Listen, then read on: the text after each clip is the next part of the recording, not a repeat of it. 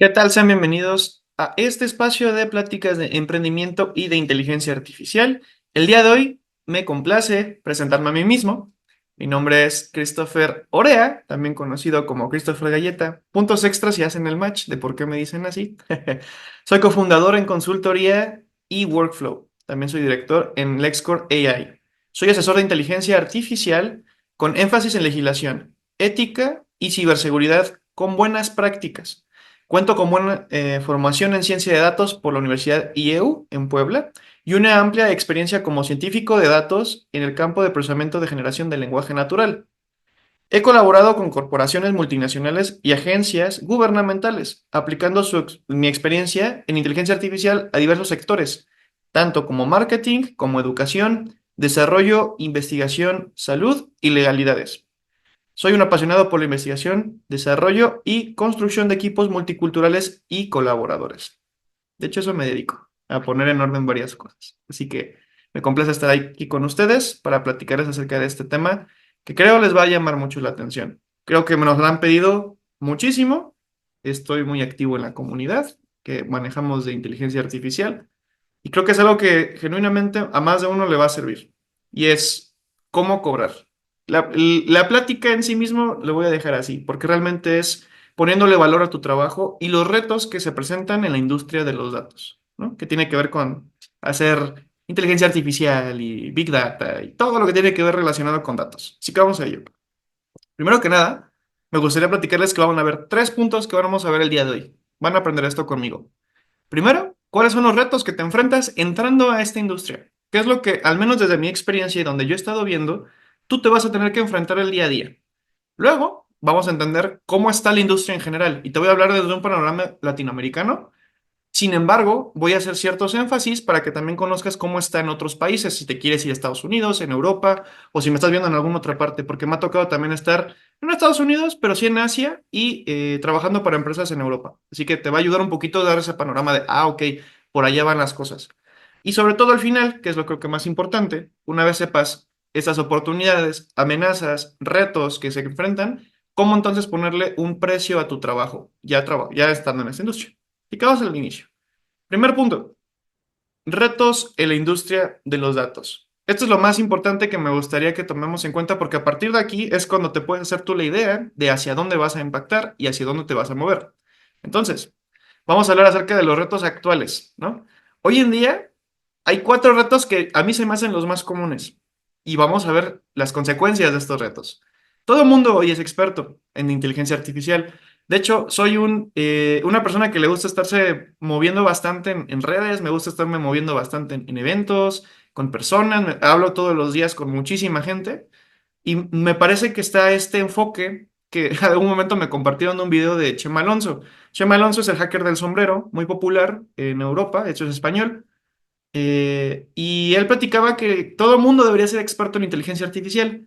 Y a pesar de que es cierto, porque es una herramienta que nos va a hacer a todos más hábiles, nos va a hacer a todos más capaces en lo que estamos haciendo, también es cierto que mucha gente sale experta, pero no necesariamente en inteligencia artificial. Salen expertos en ChatGPT. ¿Qué es ChatGPT? Es una herramienta con la cual, pues tú puedes hacer distintas cosas, ¿no? Puedes hacer desde creación de texto, puedes tú generar resúmenes. En general es una herramienta de inteligencia artificial, una de muchas, porque hay muchísimas más, que te ayuda a generar texto en distintos escenarios. Traducir, puedes tú también hacer el script de un video, puedes hacer distintas cosas, ¿no? Prácticamente la gente se vuelve experta en ChatGPT y se vuelve entonces experta en inteligencia artificial, según lo que muchos dicen. Entonces, todo es IA, ¿no? Para ellos. Tú ves taquería IA, ¿no? O ves ya directamente un producto donde el enfoque principal es, nosotros estamos haciendo cosa que tú quieres, impulsado por inteligencia artificial, ¿no? Es lo que siempre sale. ¿Y qué pasa? Reducen el valor del producto o su innovación o el uso que le puedes dar a simplemente una moda, ¿no? Y eso es a veces ni siquiera IA completa, es ChatGPT haciendo detrás malabares para poder entregar un resultado. Me ha tocado platicar con dueños de empresa, me ha tocado platicar con CEOs, me ha tocado platicar con muchísimas personas que creen que por poner ChatGPT y decirle, hazme una estrategia de marketing, ya es inteligencia artificial, ya mágicamente te va a resolver tus problemas y muchas veces no se dan cuenta que pues simplemente generan texto, ¿no? no necesariamente está respaldado con datos, no necesariamente está respaldado hacia algún enfoque. Y para ellos eso es inteligencia artificial, ¿no? Y ya tienen su impulso de inteligencia artificial y por lo tanto tienes que invertir en su negocio millones, ¿no? Eso es un error que está sucediendo hoy en día y es un reto que te vas a enfrentar si el día de mañana quieres tú incursionar. Porque va a haber gente que te puede ver hacia abajo pensando que ellos son expertos.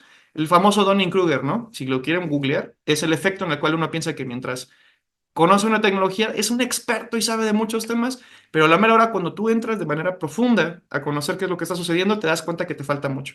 Entonces, eso sucede ahorita. Hay un pico de gente que se siente experta, que solo sabe ChatGPT, que le está poniendo a todo IA, solo ChatGPT. Y entonces están queriendo impulsar y generar ahí lo que nosotros llamamos en la industria como una burbuja. ¿Qué es esa burbuja? Es una alta expectativa esperada, ¿no? Que por ejemplo pasó en el punto com de, oye, es que estar en Internet es el boom, si no tienes tu dominio, vas a fracasar y no vas a generar dinero. Y aunque tú pagas un dominio, ¿qué sucede, no? O sea, vete a GoDaddy, vete a HostGator, vete a cualquier proveedor de dominios de mi página web.com y dime si ya generaste dinero. Realmente no. Generaste un gasto porque ni siquiera sería una inversión considerando que no está enfocado a un propósito. Entonces, todo es IA, todo es acá, pero realmente nadie lo está ejecutando de manera correcta. Ahora, también puse esta parte que está aquí abajo donde mencionamos, dices, ¿qué es eso? Bueno, pues es que te voy a decir una cosa, no todos hablamos el mismo idioma. Yo no sabría interpretar qué dice ahí, mucha gente tampoco sabría interpretar lo que puede mostrar realmente lo que es la inteligencia artificial. Tampoco todo el mundo sabe hablar este idioma. Esperan muchas cosas que no van. Por ejemplo, muchos dicen, es que la inteligencia artificial me va a resolver todos los problemas. No es el caso. Entonces, hay que tener cuidado. Y el otro punto, mucha gente quiere brincarse ya diciendo, yo ya me voy a meter acá porque sé que es importante. Es como el otro extremo, ¿no? Donde la gente no tiene ni idea, bueno, la gente que sí tiene idea, se está brincando un paso muy importante y es decirle que la inteligencia artificial en su negocio sea las que tomen las decisiones. Cuando primero tienes tú que tener, por medio de datos, la selección de decisiones, que se le conoce como data driven, ¿no? Nos movemos por los datos. La gente ahora está moviéndose por las IAs y a veces no entienden que antes de la IA está la parte de datos. Entonces es un reto que te vas a enfrentar porque te vas a enfrentar a gente que se siente experta, gente que le pone a todo IA, gente que no sabe nada y gente que le pone énfasis a que sí lo vamos a hacer, pero están aventando una chamba que no les corresponde porque les falta una laguna gigante a llenar, un puente, que es el data driven, que es manejarte con datos. Se manejan solo por lo que sale en ChatGPT y ahí es como, no debería de ser. Errores que suceden por lo mismo. Perdónenme, déjenme lo pongo de otro lado. Errores que suceden por lo mismo.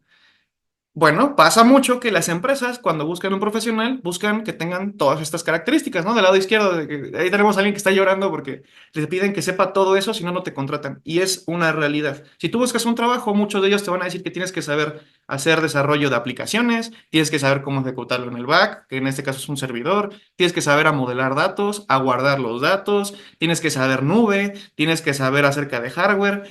Y no, eso es realmente un departamento completo de datos y de inteligencia artificial. De hecho, combinan dos áreas, ¿no? Ni siquiera una, las dos. Y usualmente lo que pasa es que quieren que una misma persona haga todo. Y esto sí sucede, les voy a decir, es cuando tú eres un emprendimiento. Si tú tienes un emprendimiento, lo que pasa es que específicamente en esos, pues te va a tocar hacer de todo, pero tampoco te va a tocar hacer todo. ¿En qué me refiero? No vas a saber totalmente la nube, no vas a usar totalmente una aplicación. Cuando tú estás iniciando, se conoce esto como fracasa rápido, fracasa bonito, ¿no? Fracasa bien. Muévete lo más pronto que se pueda, porque la idea es que con lo poquito que sabes, una o dos tecnologías, logres hacer el levantamiento de capital inicial. Es lo que se suele sugerir. ¿Y qué es lo que pasa? Que mucha gente piensa que tiene que tener todos estos en un emprendimiento y es ahí donde piden que tengas todo. No es el caso. Pues que sepas nada más hacer el modelo de IA o un ejemplo de cómo se vería y ya con eso ya podrías entonces contratar a otras personas y tener tu departamento. O, en dado caso, entras a una empresa que ya tiene trayectoria, que ya tiene dinero, que ya genera, y lo que haces es que no ocupas todos esos puestos, ocupas uno en particular. Yo me encargo de crear modelos de inteligencia artificial, o yo me encargo de limpiar los datos, o yo me encargo de hacer la aplicación. Muy diferente. El rato, como les digo, como todo el mundo está ahorita sin saber bien qué pasa, te están exigiendo hacer más de lo que deberías. Lo segundo es que cuando, por ejemplo, pasan los ingenieros y quieren trabajar con ChatGPT, expertos, sucede que ahora se están pasando todo el día debugueando. ¿Y qué es el debug? Es cuando tú haces código o trabajas con estas herramientas y te sueltan ahí, ¿no? Un código y esperas que funcione y no sabes por qué falló o por qué funcionó. Entonces, cuando tú le das mantenimiento a eso, ¿qué sucede? Te tardas mucho tiempo, tardas muchísimo tiempo, no da tiempo de entender y ahora ya no estás haciendo lo que tienes que hacer porque te están poniendo cosas que a lo mejor tú no sabes, que no dominas, en las que no te sientes cómodo y ahí se pierde todo. Otros casos, que es donde yo digo, ay Dios mío, no todos le deberíamos de dar acceso a Internet y tómenmelo a bien porque les voy a explicar qué sucede. Hay empresas que se encargan de subir noticias de así se vería el coche del futuro de acuerdo a la inteligencia artificial. No sé si las han visto. O así se vería el puesto de trabajo en un futuro de acuerdo a la inteligencia artificial. O la inteligencia artificial nos dice cómo debería de ser la mujer del mañana. Pasa mucho, ¿eh? O sea, yo me la paso a veces revisando noticias de inteligencia artificial y el 30% de ellas suelen ser de este tipo. Bueno, pues hicieron uno donde dijeron, muéstranos Barbies de diferentes partes del mundo. Y llegaron específicamente con uno estos amigos de LIS. Estuvieron probando, no me acuerdo si fue en Bloomberg, ahí les fallaría, pero tomé la captura del video que hicieron acerca de hay que hacer conciencia. ¿Qué pasó? Dijeron, oye, muéstranos una Barbie de Europa. Y les mostraba una Barbie blanca, ¿no? De color, de una tez más blanca de lo normal, tipo escandinava, sosteniendo, por ejemplo, una cerveza, específicamente, por ejemplo, alemanas, ¿no? Sosteniendo una cerveza. Qué padre, qué bien. O por ejemplo, si iban a Estados Unidos y se veía una Barbie más ad hoc, como en la playa. Bueno, llegaron a una no me acuerdo si fue Etiopía o Nepal, no estoy muy seguro si es uno de los dos, y encontraron una Barbie de tez oscura sosteniendo un arma. Y dijeron, es que estas inteligencias artificiales creadas por los hombres están mal, están sesgadas, son machistas, ve nada más lo que están haciendo. Y aquí sucede mucho que la desinformación y el no conocer cómo funcionan estos modelos provoca este tipo de olas de resentimiento, provocan este tipo de olas de molestia que están justificadas si en el dado caso fuera de que existiera un sesgo abusivo porque alguien dijo, lo voy a hacer abusivo. Pero déjenme les explico cómo funciona la creación de imágenes. Tú le muestras a una inteligencia artificial 1000 imágenes y estas 1000 imágenes, ¿qué es lo que van a pasar? Pues van a buscar lo general. Si yo te muestro 1000 imágenes de Nepal o de Etiopía, les digo, no me acuerdo bien de este país, pues en ese país lamentablemente hay guerras, ¿no? Es una realidad que duele que cuando tú, por ejemplo, usas este tipo de imágenes y las publicas, ¿qué es lo que va a suceder? Pues en la mayoría van a encontrar que tienen ciertas características que sí las suelen poner bien, por ejemplo, la ropa, el peinado y demás, pero también, tristemente, las armas. ¿Por qué? Porque en ese país están en guerra.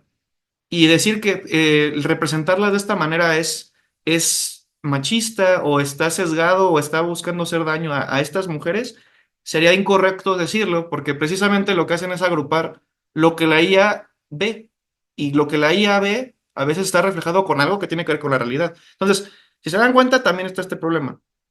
Y ya para terminar con este punto, los profesionales o los dueños de empresas, ya en esta parte final, dicen, yo ocupo inteligencia artificial, pero no veo que tenga gran área, no le encuentro la área de oportunidad potente porque me faltan ideas de cómo implementarla. O sea, están urgidos de cómo usar inteligencia artificial, pero no saben cómo y no encuentran profesionales que les pueda decir cómo.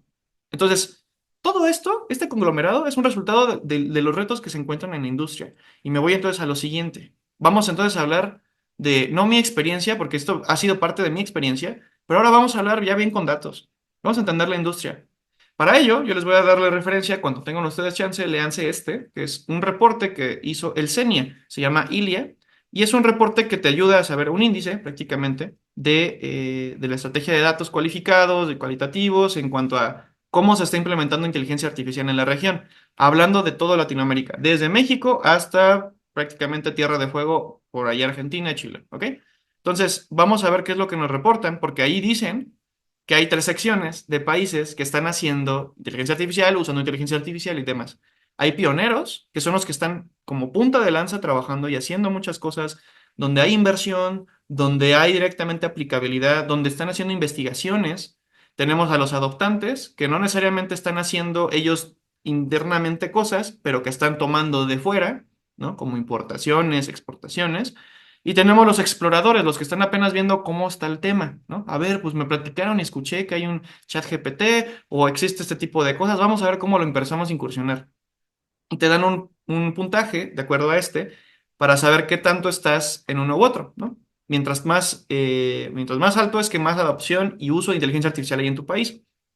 Y pues aquí lo que estamos viendo, yo soy mexicano, por cierto, veo que México está en la parte adoptante, séptimo lugar, por debajo de varios, que en alguna plática futura vamos a hablar más de ello, donde tenemos que Chile, Brasil y Uruguay están como punta de lanza, abriéndose camino para poder desarrollar.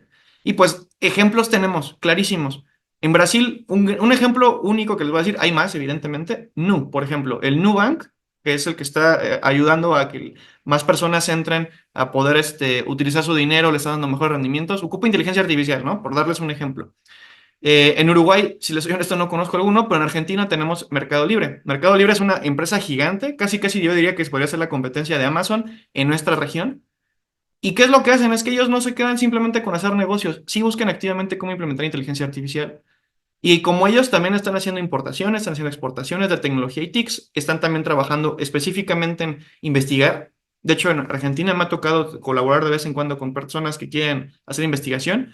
¿Por qué? Porque les interesa mover ahí este tipo de cosas. Y precisamente por lo mismo están como punta de lanza. México, tristemente, estamos apenas iniciando en esa parte. Yo no he visto tanto movimiento como en otros países. Chile de entrada es el que está repuntando en nuestra región. Pero sí, si se dan cuenta, pues tenemos estos números. Y tú dirás, qué padre, tengo un número en mi país. Pero no se compara, y es que si quiero ser bien honesto, no se compara con lo que se ve en Estados Unidos, en Europa, en China o hasta en algunas partes de Asia. Allá, la verdad, la parte de investigación, la parte de aplicabilidad, de implementación en empresas es muchísimo mayor. Pero bueno, después de estos números, ¿qué aprendimos en general? Porque son 400 páginas y aquí me tardaría muchísimo y no va. Vinimos a hablar de costos. Aprendimos lo siguiente. A las personas en Latinoamérica no les urge implementar inteligencia artificial porque no hay conocimiento de cómo puedes hacer uso de. Un ejemplo, por ejemplo, de esto sería, yo tengo, por ejemplo, contacto con profesionales y gente en mi región, hablando específicamente, yo vivo en México, región Bajío, que es donde está Ciudad de México, Guadalajara, Querétaro, San Luis Potosí. Es una parte muy específica que se está volviendo muy industrial. No comparado con el norte está más industrializado, pero estamos empezando en esa parte. Tú hablas con los profesionales de esta región y te suelen decir, sí, pero esa inversión, ¿para qué?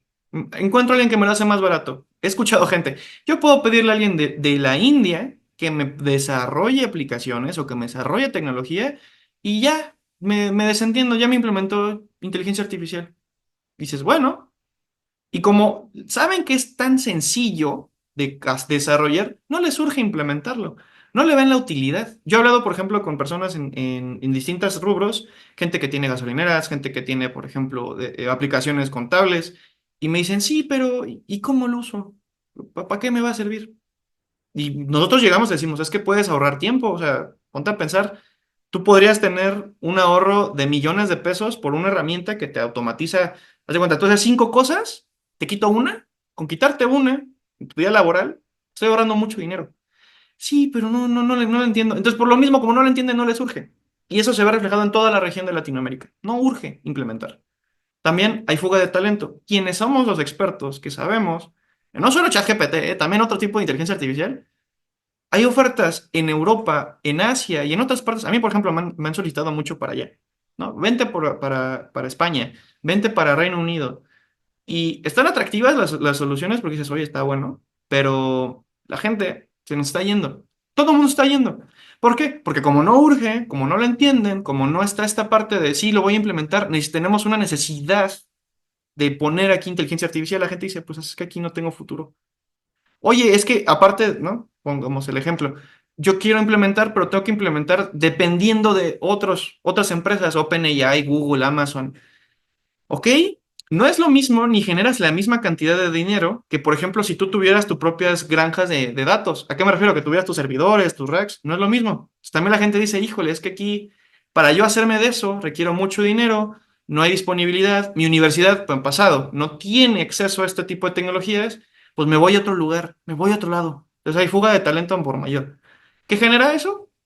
Desigualdad. tenemos entonces empresas que vienen del extranjero, se instalan en nuestros países, ponen entonces ellos la infraestructura o nos volvemos dependientes a ellos y el dinero no se queda en el país, se va a otro lado. Y esos otros lados sí le están invirtiendo en tecnología, en infraestructura, y eso genera una desigualdad, no solamente entre país y país, también internamente. ¿Por qué? Porque al existir este tema de inteligencia artificial, las pocas empresas que sí lo están empezando a implementar con sus dificultades, se ven bien dispares al momento de estar comparándose con otras empresas. Y eso que genera desigualdad. También la parte del aprendizaje, muchas empresas están buscando, te digo, profesionales capacitados y como no los hay, pues se vuelven menos competitivas. ¿Y qué sucede? Terminan perdiendo contra las grandes empresas que se vienen a instalar. O empresas que tuvieron el chance, como les dije, Nu y Mercado Libre, por poner solo unos ejemplos, que sí están invirtiendo porque tienen capital para que puedan entonces hacer estas investigaciones, hay una disparidad. Y también se ve algo interesante y es que la gente se suele asustar porque piensa que a través de la inteligencia artificial se pierden empleos. No te vuelven mejores, que es la idea, ¿no? Imagínate, tú con inteligencia artificial podrías recortar muchas actividades repetitivas, ¿no? De hecho, con ChatGPT se hace eso y con otras más, imagínate todavía más. Pero la gente se asusta y por eso mismo dicen, no, no, no, si yo lo implemento, se me va el talento. Me ha tocado muchísimas veces que me dicen, bueno, ¿cuándo les presento mi renuncia? ¿No? Con clientes y tienen sus colaboradores, nos dicen, ¿cuándo les pasamos nuestra renuncia? Porque ya vimos que esta herramienta nos va a reemplazar. Esto es real. O sea, te dicen, ¿cuándo? Porque ustedes ya nos quieren quitar de aquí. Tienen esa mentalidad. Está como que se asusto porque entraríamos a temas filosóficos y un tema más de psique humana. Pero el punto aquí es que no chocan ahí, de no saber qué hacer. Pues vamos a lo siguiente. También vamos a hablar del precio de tu trabajo. Ya, ese es el punto importante. Ya hablamos de los retos. Ya sabes cómo está el panorama, ¿no? Pero así como hay amenazas, hay retos, hay oportunidades. Vamos a hablar así de cómo ponerle precio a tu trabajo y vamos a enlazar. Primero que nada, hay que diferenciar dos puntos. Y aquí sí voy a cambiar bastante la tónica y ya vamos a hablar de otros temas. Tienes que conocer estas dos partes. Conocer tus costos y no te voy a hablar los costos de una empresa porque aquí no todos van para emprendimiento. Yo sé que mucha gente directamente que nos está viendo no le interesa y está perfectamente bien. No te tenemos por qué obligar a emprender, pero sí tienes que saber algo. Si tú sabes administrar bien tus gastos, también sabes cuánto deberías de pedir para un trabajo especializado. Eso es importante. Y lo segundo, verificar el mercado con el cual vamos a tener esa referencia, ¿vale? Vamos entonces al siguiente punto. Vamos a hablar acerca de costes, ¿ok? ¿Qué son costes? Son gastos que tenemos diariamente y hay unos que son fijos y otros que son variables, ¿ok? Los fijos son los que se supone que mes a mes se dan y no puedes modificar. Supongamos que la renta es fija en tu país, ¿no? Y no te pueden cobrar de un día para otro ni de un mes para otro un incremento en tarifas. ¿Por qué? Porque hay un contrato de por medio, ¿no? Suponemos esta situación. Entonces se vuelve un costo fijo. O, por ejemplo, si tú estás pagando un servicio de agua, ¿no? Y pues tú todos los meses seguramente vas a tomar en media uno, dos, tres galones de agua, no sé, por dar un número. Se vuelve también un coste fijo, no se vuelve tanto variable. ¿Por qué no es como que el día de mañana te empiezas a tomar agua de locos o dejes de tomar agua? Se vuelve un costo fijo, no se mueve. Esa es la diferencia entre uno y otro. El coste variable puede ser las frutas, las verduras, los alimentos, que con la inflación suben diariamente. A lo mejor también tema de entretenimiento. Entonces hay que entender bien estos costes para que a partir de ellos nosotros sepamos nuestro costo de vida y nuestro estilo de vida. Entonces, vamos a lo siguiente. ¿Cómo identificamos cada sección? Y esto es bien importante que lo sepan. Nosotros tenemos necesidades fisiológicas. De hecho, esta pirámide se le conoce la pirámide de Maslow, por si lo quieren investigar. Maslow, recomendaba que nosotros identificáramos en necesidades. Bueno, él la identificó primero, ¿no? Son nuestras necesidades fisiológicas, necesidades de seguridad, son necesidades sí o sí. Pero también nos recomienda que las analicemos de esta forma. Hay unas que no se pueden mover, que son las de supervivencia y esas ni por donde le muevas. Todos tenemos que comer. Si tú dejas de comer, te mueres. Si no tomas agua, te mueres. Si no tienes salud, te mueres. Es las que directamente tienen que ver con nuestra supervivencia y no son negociables. Tu cuerpo te lo va a demandar en algún momento. Entonces, estas no se pueden modificar. Luego tenemos las necesidades de seguridad, que si bien son necesidades también importantes, no son de supervivencia. Por ejemplo, el sentirte tú seguro, el tener un empleo, el tener una casa, te brindan cierta estabilidad, pero si no las tuvieses, tampoco es que el fin del mundo no te mueres, por así decirlo. Luego tenemos las necesidades sociales. Ya habiendo suplido tu casa, tu empleo, la parte donde tú te sientes protegido y Las básicas están las siguientes, que es la que usualmente se relacionan con las sociales.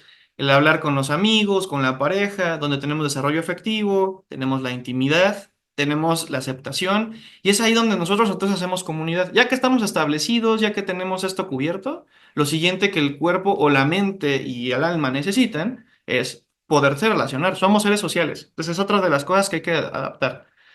Otro más, la autoestima, pues en este caso ya es una parte automática, que es el autoapapacho, el yo me consiento, yo me quiero regalar a mí mismo esta paleta, yo me quiero regalar a mí mismo esta salida, yo me quiero apapachar a mí. Este es el siguiente que le sigue, ¿no? Hay veces en las cuales no nos podemos dar ese lujo y pasa, es una realidad que duele en muchos países, a veces no te da el chance de poder suplir estas necesidades para ti mismo, a veces tienes nada más que ver cómo le haces para el día siguiente volver a comer y a lo mejor relacionarte con alguien en tu trabajo y en tu casa, pero no necesariamente para ti mismo. Eso es una necesidad que entonces es el siguiente escalón deseable. Y el último, la de autorrealización. Así como te puedes apapachar, también tú te puedes desarrollar, ¿no? ¿En qué puede ser este desarrollo? Tu carrera puede ser estudiar, ¿no? Puede ser directamente lograr metas. No todos lo cumplen, porque es una realidad que también nos duele, que mucha gente se tiene que poner a trabajar y a lo mejor deja de estudiar. Y a lo mejor a ese punto lo dejan pausado o a lo mejor estancado toda su vida. Es una realidad que sucede. Pero si se dan cuenta, cada una va siendo más específica que otra. Hay unas que son no negociables y conforme tú vas subiendo esta pirámide, podría decirse que puede haber cierta flexibilidad en si la tomas o no la tomas, ¿no? Por dar un ejemplo. Entonces, ¿qué hablamos de costos? ¿Cómo identificamos nuestros gastos? Pues hay gastos que vas a tener de fijo siempre, que tienen que ver con tus necesidades fisiológicas, los alimentos que te vayas a llevar a la mesa hoy, mañana y dentro de un mes, ¿no? Este se procuraría, de hecho es una recomendación, que sea un gasto que se pueda volver fijo, o sea, que podamos predecir en algún momento cuánto gastamos en tema de comida, para que lo podamos entonces medir de una manera no variable y pueda ser más controlable. Lo mismo pasa con la casa y pues con el empleo. A lo mejor no gastas en tu trabajo, porque pues lo hace tu patrón, pero irte al trabajo, eso sí gastas tú. El transporte y ese tipo de cosas es otra parte. O la ansiedad social, salidas, ¿no? Verte con amigos, verte con familia, la parte de interacción, a lo mejor un juego de mesa. O sea, me explico, o sea, gastos que tienes precisamente para esa interacción. Luego gastos de autopapacho, de yo me consiento a mí mismo con unos taquitos, yo me consiento a mí mismo con una botanita, con ir al cine, con pintarme las uñas, con el asearme el pelo, ese tipo de cosas es otro tipo de gasto que también es válido. Y el último, que tiene que ver con yo estoy invirtiendo en mi desarrollo profesional. Compro libros, estoy yendo a la escuela y pago mi licenciatura. Ese tipo de cosas son entonces los gastos que podemos ir viendo. Entonces, esta recomendación o la hago yo, lo hacen financieros, mencionan que hay que distribuir así nuestros gastos. Los de la casa, si tú ganas cierta cantidad de dinero, al menos el 30% debería de irse en la vivienda, ¿no? Por darles un ejemplo. El 10% en entretenimiento, 12% en transporte, 8% en ropa, 20% en insumos para el hogar y 20%, y esto es ahí donde vamos a tener una discusión un poquito más adelante, de ahorros e inversión. ¿No todos lo hacen? No, porque no todos se pueden dar tampoco ese lujo, pero ahorita vamos a ello. Vamos al siguiente punto. Yo preparé un ejemplo, ¿no? Que en este caso es una hoja de gastos, que se las voy a dejar para que las puedan utilizar, donde hacemos un ejercicio. ¿Qué es lo que se ve en este ejercicio? Supongamos que, bueno, en mi país yo voy a hablar en pesos, pero ese mismo ejercicio se puede hacer fácilmente pues sí, en dólares o en la moneda de curso de tu región. Vamos a hacer unos cuantos. A ver cuáles son nuestros ingresos. Y esto es bien sencillo porque usualmente es lo que nos llega a nuestras nóminas, ¿no? Voy a trabajar con el sueldo mínimo en México, que es 8,500. De acuerdo a lo que nos recomiendan los financieros, nosotros deberíamos de estar invirtiendo 2,555, que es el 30% de estos ingresos, en nuestra vivienda. Hay gente que evidentemente no puede pagar esa renta y tienen que pagar un poquito más. Bueno, ni modo, tendremos que subirle. El costo promedio de viviendas en algunas zonas puede ser desde 4,000 a 5,000 pesos. Vamos a dejarlo en 4,500. Evidentemente, si se dan cuenta, aquí la proporción es mayor, es 53% del gasto total y es una realidad. Se sugiere que tu casa, si tú rentas, no supere el 40% de tus gastos. Si supera el 40% de tus gastos, te recomiendo que entonces busques otra propiedad, tengas un segundo empleo o en algún dado caso pidas un aumento. Ver de alguna manera cómo incrementar tus ingresos para que entonces puedas tener esta parte solventada. Puedes combinar ingresos con tu pareja, puede ser que vivas con otras personas, buscar una opción más económica. La cosa aquí es que encuentres uno que se ajuste a tus necesidades porque si no se van a impactar en las otras. Entretenimiento, nos sugieren 850 pesos al mes, ¿no? Esto, por darles una referencia, podrían ser 2 a 3 idas al cine, que la verdad son poquitas. Podrían ser también opciones más baratas. Yo le voy a poner 500 pesos, por así decirlo, porque ya nos vimos afectados lamentablemente por el tema de la vivienda. El transporte, hay gente que tiene que pagar gasolina y evidentemente te sube más. Y hay gente que toma transporte público, posiblemente podamos pagar un poquito menos. Usualmente se gastan entre 300 y 600 pesos en mi país. Yo le voy a poner 400 porque depende del transporte público, suele ser más barato y sueles pagar el transporte y ir y regresar. La ropa, pues si tú trabajas, por ejemplo, usualmente el patrón te pone tu uniforme, pero pues tú también debes de tener ropa para tu día a día, ¿no? Si se te rompe la camisa, te salió un hoyito y le quieres invertir cierta cantidad de dinero al mes, pues mi recomendación sería que entonces a lo mejor cheques tus zapatos, ¿cuánto cuestan unos zapatos? Un ejemplo, podrían costar 500 pesos, pero estos me van a durar como mínimo 12 meses, ¿no? Un ejemplo.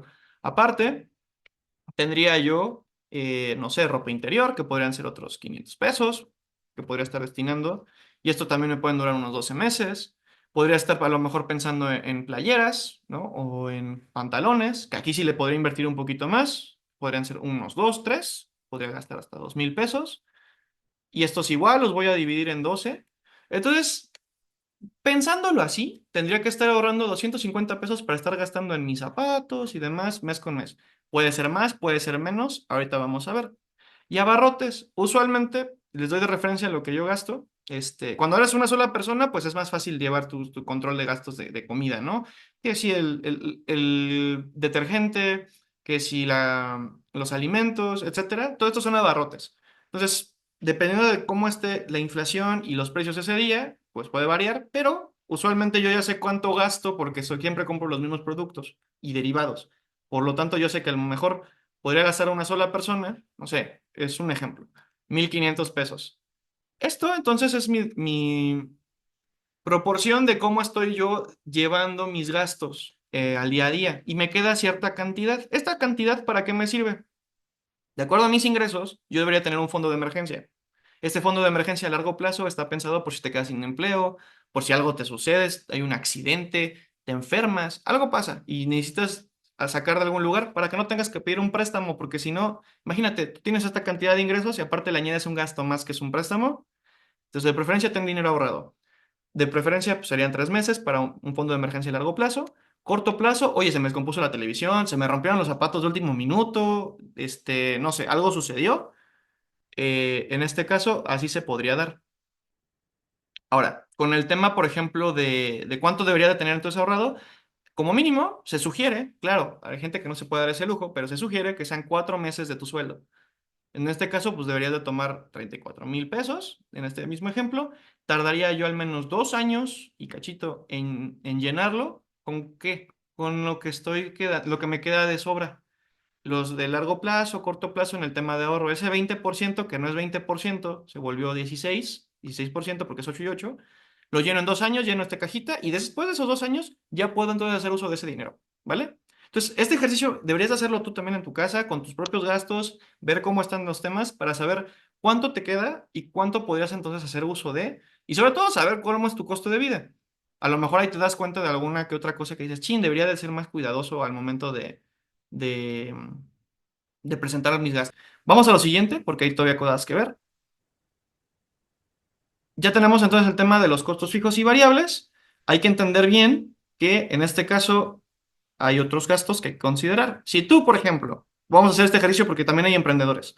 Si hiciéramos este ejercicio y tú quieres emprender, pues hay entonces un costo oculto, pero ahora de tu negocio, ¿no? Supongamos que tú vas a emprender en línea, ¿no? Algo simple, porque evidentemente hay emprendimientos de todo tipo. Puedes poner una taquería, puedes poner venderte pan, ¿no? Y esos son gastos de la panadería y de lo demás. Pero vamos a hablar de un tema tecnológico, que es a donde vamos derivados. Pues a lo mejor yo tengo un gasto de una computadora que se va a mantener al menos durante 2 o 3 años funcionando. Si yo invierto ahorita, no vuelvo a invertir más hasta dentro de 2 o 3 años. Lo mismo con el tema del teléfono. La nube, en este caso, si yo utilizara servicios de nube, pues sí, van a variar de mes a mes.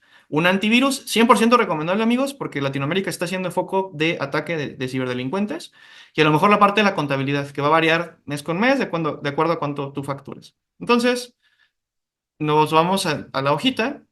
¿Y qué tenemos en esa hojita? En la hojita, yo también ya tengo algunos costos. Por darles de referencia, ¿qué hice? Pues agarré una computadora a lo mejor de 15,000 pesos, pero eso lo voy a tener que estar pagando cada mes. Durante 3 años lo voy a estar utilizando, así que voy a dividir eso para saber su costo, cuánto me saldría mes a mes, ¿no? En este caso me queda que cuesta 415. Lo mismo con el celular, un celular de 8,000 pesos, este me va a durar 2 años, ¿no? Pensando bien en ello. Gastos en la nube, dependiendo de cómo ocupes tu nube, o si no la ocupas, pues eso te la ahorras. Yo en mi caso sí lo ocupo, dándoles una referencia de un sistema que dejamos funcional para un cliente. Mes a mes estamos gastando 300 pesos, porque gracias a que tenemos un buen uso, no estamos gastando tanto tampoco en esos servicios. Por así decirlo, mes a mes yo estoy gastando 300 pesos. Un antivirus que me costó 1,200 y eso me va a durar al menos un año. Y derivados otros, ¿no? Copias, a lo mejor que si el agua para mi oficina, depende de lo que tú pongas, ¿no? Yo aquí estoy haciendo súper sensato en la parte de cuánto estoy gastando. Entonces, todos estos son mis gastos en herramientas y gastos operativos. También aquí podría poner en dado caso si tengo otro tipo de insumos, como puede ser el coche, la gasolina, aquí van, ¿vale? Lo siguiente es que ya que tenga entendido mis gastos operativos, aparte de las herramientas, hay que también considerar otros temas. Si tú trabajas por ti mismo, al menos en mi país, ya no te pagan a ti el seguro social. Si tú estás empleado, el patrón está obligado a pagártelo. Si no, tú lo tendrías que pagar. Si quieres tú pagarte ese seguro, el seguro en México, por ejemplo, para una persona de mi edad, ¿no? En rangos de 27 a 30 años, de hecho 25 a 30, te está cobrando un aproximado de 10,000 pesos y te asegura a ti y a toda tu familia. Te conviene pagarlo, ¿no? En dado caso, y pues eso es mes a mes, y lo dividimos entre 12 nos da un gasto menor. El gasto de herramientas, que ya lo estoy trayendo de ese otro lado, y mis gastos fijos. ¿De dónde saco mis gastos fijos? Mi estilo de vida. Mi estilo de vida es este, por así decirlo. Estos son mis gastos fijos. Y así lo voy a dejar, y es lo que estoy gastando. Sumados, dan mis gastos operativos. Si yo tuviera, por ejemplo, otra persona con la cual esté colaborando, pues puede ser, no sé, fulanito, por dar un ejemplo de alguna persona, y esta persona está ganando igual el sueldo mínimo que yo, pues la voy a añadir, dependiendo de cómo se vayan dando las cosas. Entonces, pero en este caso lo voy a poner solo conmigo, ¿vale? ¿Por qué me interesa ver el costo de mis herramientas y mis gastos de vida? Porque entonces, si yo hago el equivalente en horas de trabajo, en México, por ejemplo, trabajamos 8 horas al día, 5 días a la semana, lo que nos deja 40 horas a la semana, 4 semanas por mes, 160, se va a dividir estas horas, que son 160 por mis gastos totales. Por lo tanto, mi costo por hora es de 67 pesos. ¿Ok? Es lo que debería estar cobrando yo como mínimo para poder soportar el seguro, las herramientas, mi costo de vida actual y todo así como va. ¿Vale? Es por eso que es importante saber tus costos. Porque de esta manera, si tú vas a cobrar, si tú el día de mañana te dicen, oye, vente a trabajar, sí, pero necesito ganar como mínimo para este tipo de trabajo, 67 pesos la hora. Si encuentras algo que te dé mucho más, excelente, ya tienes para poder hacer otros cambios, ¿vale? Entonces vámonos de vuelta a esta parte. Ya que sabemos así nuestros gastos y ya sabemos entonces cómo calcular nuestro costo por hora, ya entonces podemos decir que conocemos nuestros costos y cuánto vale mi hora por mis gastos. Ahora, esta parte es la más divertida. Quiero que hagan como ejercicio. Hay que verificar el mercado.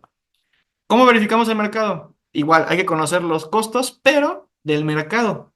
¿Cómo identificas un profesional en el mercado? Pues dependiendo de su especialización. No es lo mismo, por ejemplo, un abogado que acaba de salir de la carrera a un abogado que lleva 25 años litigando. Tampoco un médico que es general a un médico especialista en neurocirugía. Llevan más tiempo estudiando, llevan más conocimiento detrás y por ende, ¿qué sucede? Ganan más. ¿Estamos de acuerdo? Entonces, la especialización es un componente que va a hacer que lo que se gane o lo que las empresas inviertan suba. La demanda es un componente que va a hacer que los costos bajen. Si hay muchos médicos, pues va a ser bien fácil conseguir alguno. Y como hay muchos, la forma en cómo van a competir ya no es por especialización, es por dinero. Entonces, lo que va a pasar es que, bueno, yo te cobro menos. Si me trabajas exactamente igual y me cobras menos, me voy contigo. Ese es el caso. Y la parte del seniority.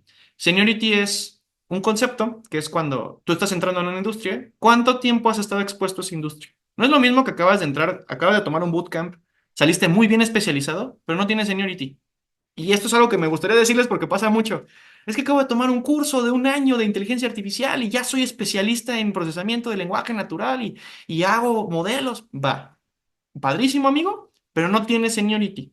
¿Qué es el seniority? No estás expuesto a casos de la vida real en empresas en los cuales tú te hayas visto cómo inician, cómo terminan, problemas que se pueden dar en momento de estar haciendo una implementación, problemas que se pueden dar con tus mismos colaboradores, con tu jefe, cómo puedes pasar un bache malo en una empresa, cómo lo puedes pasar cuando está en un buen bache. O sea, ese seniority que no suele decirse, pero es importantísimo, es también experiencia. ¿Qué es lo que te dicen? Te falta experiencia. A veces no es la parte de la especialización. No me malentiendan, la puedes tener. Pero si te falta seniority es porque no has estado expuesto a otro tipo de eventos en empresas que te ayuden a saber, si lo pongo aquí, imaginemos que el día de mañana, no sé, en México pasa, me cae fisco y hay una crisis y entonces necesito ver cómo pagar multas. Cuando hay menos dinero, ¿cómo me responde esta gente? O si hay una crisis financiera en mi país, ¿qué puedo hacer para poder solucionar? ¿Cómo encontramos soluciones creativas que nos ayuden a ser más rápidos? O sabes que se nos acaba de caer producción, nos acabaron de hackear, ¿qué vamos a hacer? Un seniority se supone que por todo el tiempo que ha estado trabajando sabría cómo reaccionar. Por lo tanto, también cobran más. ¿Vale? Que quede bien claro. Y esto pasa en Europa, pasa en Estados Unidos, pasa en Latinoamérica, pasa en todos lados. Es importante que tengas años de exposición a la industria. Entonces, vamos a hacer un ejercicio. Yo aquí, por ejemplo, tengo una plataforma que se llama Heis, ¿vale? Heis es una plataforma más de las muchas que hay que nos van a servir para poder hacer un cálculo de cuánto deberíamos de cobrar en nuestra industria. Entonces, en su momento estuvo LinkedIn, si no, les recomiendo que busquen alguna otra porque pues puede estar algo sesgada, pero vamos a hacer un ejercicio de saber cuánto está cobrando un profesionista en un área de especialización. Vamos a ver, por ejemplo, en la parte tecnológica, tecnología. Le voy a poner, por ejemplo, que trabajamos en, aquí hay distintos, ¿no? Está IT, infraestructura, proyectos. Si trabajas en datos, usualmente tendrías que ir a Business Intelligence. Si trabajas con desarrollo, pues en lo que tiene que ver con development.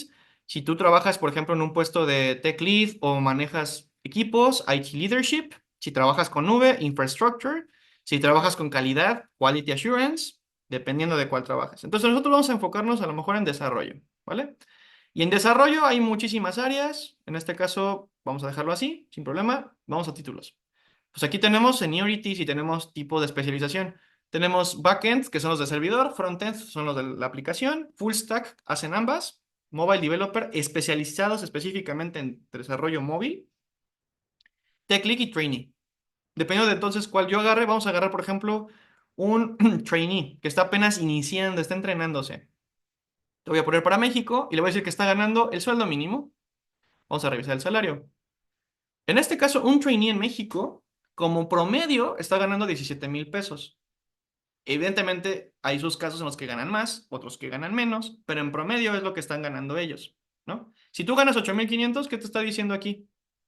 Que en este caso, em, estás ganando menos de la media. Entonces, aquí, ¿qué te sugiero que hagas? Modifica tus costos, modifica tu expectativa. Si vas a emprender, modifica tu expectativa. No busques 8,500, busca 17,500. Pues nos vamos a nuestra gráfica y yo aquí en este voy a cambiar mis ingresos a 17,500. Evidentemente, mi fondo de emergencia aumenta, es obvio que va a aumentar, pero también va a aumentar mi capacidad adquisitiva. Aquí ya tengo un poco más de dinero. De hecho, vean, en medio año ya podría llenar este fondo y usar ese dinero para otras cosas. Puede ser una inversión, puede ser directamente mi propio emprendimiento. Y a lo mejor aquí ya me doy el respiro de decir, ok, voy a buscar otro tipo de vivienda, me voy a buscar una que sea un poquito más acomodada en 5,000 pesos, por ejemplo. Quiero invertirle más a mi entretenimiento porque es importante, o sea, el dedicarle también a tu esparcimiento es súper importante. A lo mejor ya le subo a unos 850 o lo puedo meter hasta en 1,000 pesos. El transporte lo voy a dejar igual porque a lo mejor me paso a trabajar a casa o sigo estando haciendo lo mismo. Entonces, a lo mejor, suponiendo que trabajas en casa, se reduce un poco más. La ropa, a lo mejor te quieres vestir mejor, le puedes invertir a lo mejor ya no eso, le puedes invertir 1,000 pesos. Y en abarrotes quieres comer mejor. Perfecto, pues le pones aquí 2,000. ¿Qué hicimos? Un mejor estilo de vida con un sueldo mayor, un ahorro mayor.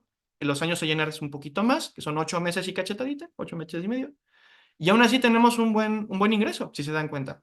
Ahora, en tus costos, cambia. Ya no trabajas por 67 pesos, sino por 123. Y seamos también realistas, cuando tú trabajas para otras personas, no siempre estás ocupado todo el tiempo. A veces trabajas menos horas al día o trabajas útiles, que ya estés haciendo algo, son menos. Entonces, supongamos que ya no trabajas 8 horas al día, trabajas 6. Ya no trabajas 5 días a la semana porque no puedes llenarlos porque pues, te cuesta trabajo encontrar con quién. A lo mejor lo haces en 4. Pero al final de cuentas quieres hacer, no sé, 96 horas al mes. Bueno, para mantener ese estilo de vida con las herramientas, con los gastos y lo que quieres, deberías de entonces estar cobrando 205 pesos.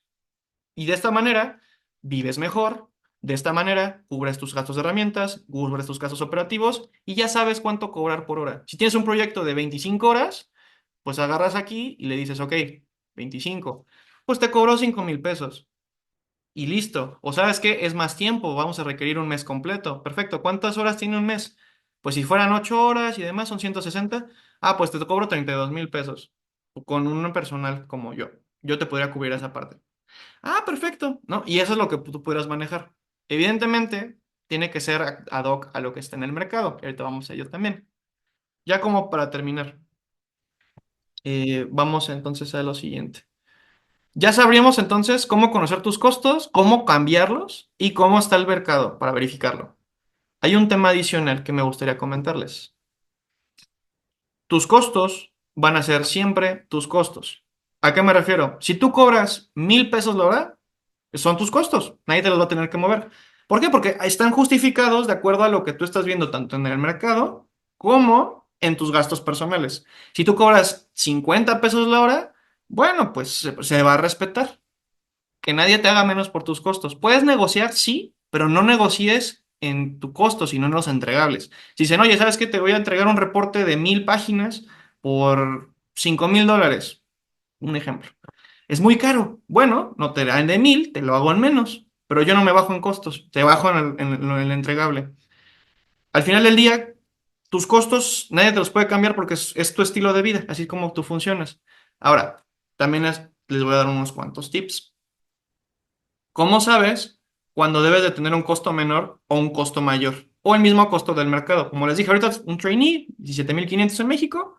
Si yo pusiera esos gastos, ¿cómo yo sé que tengo que estar un poco debajo o un poco arriba del mercado? Tienes que ver en qué entrada vas, qué tanta experiencia tienes. Si tú, por ejemplo, puedes ofrecer lo mismo que alguien en el mercado, ¿no? Un trainee, imagínate, ponte a pensar. Si un trainee trabaja las 160 horas, pues te da 17,500 pesos. Si tú trabajando las 160 horas cobras más, híjole, pues entonces hay una disparidad en el mercado. A lo mejor le conviene más a la empresa contratar al que es más barato, porque a lo mejor hacen lo mismo. Mi sugerencia es, si quieres cobrar más, especialízate, ofrece algo adicional, da más valor. Asígnales, por ejemplo, si es un reporte, no te quedes solo con el reporte, dale un extra. Al final del día, lo ideal es que no ofrezcas lo mismo, sino más. Ahora, si tú estás viendo que en el mercado están ofreciendo un estándar, ¿no? De calidad, de tiempo, de costos, y tú no puedes igualarlo porque estás aprendiendo, porque estás empezando, ahí sí se sugiere que te bajes el costo, pero no te lo bajes a la mitad. Bájatelo un 10, 20%. Es lo sugerente. ¿Por qué? Porque si no vas a afectar al resto. Ponte a pensar en ello. Hay muchas personas que están iniciando en este mundo y usualmente, ¿qué es lo que pasa? Y eso pasa, por ejemplo, en diseño gráfico. Me ha tocado mucho. En su momento trabajaba con mucha gente de ellas.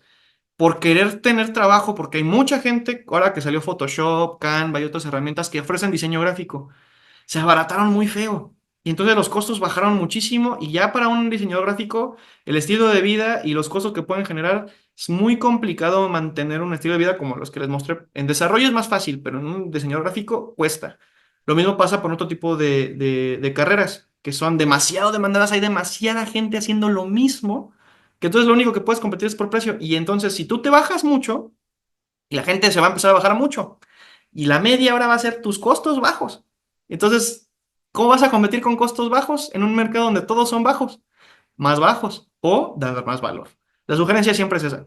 Da más valor. Si estás aprendiendo, bájate un poquito, ¿vale?